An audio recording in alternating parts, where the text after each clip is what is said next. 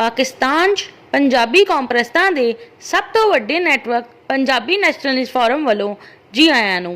बलोचा ने 238 साल पहले सिंध ते कब्जा करके स्मार्ट नूं अपना गुलाम बनाया। सिंध च 1901 ते 1932 च आबाद होने वाले पंजाबी ते जमीन खरीद के ते गैर आबाद जमीनां नूं काबले काश करन तो बाद सिंध च आबाद होए।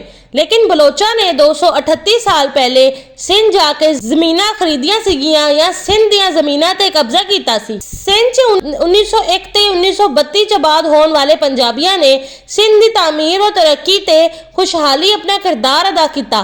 लेकिन बलोच दा सिंध दी तामीर तरक्की ते खुशहाली च की किरदार है? बलोच सिंध दे मालिक बन के हर वक्त पंजाबी करते रहंदे ने।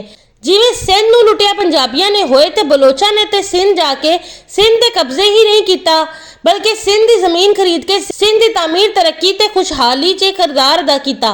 सिंध च 1901 ते 1932 च जमीन खरीद के गैर आबाद जमीनां काबले काश्त करन तो बाद सिंध च आबाद होने वाले पंजाबी सिंधी नहीं ने ते 1783 च सिंध ते कब्जा करन वाले बलोच किवें सिंधी हो सकते ने? सिंध समाट दा है।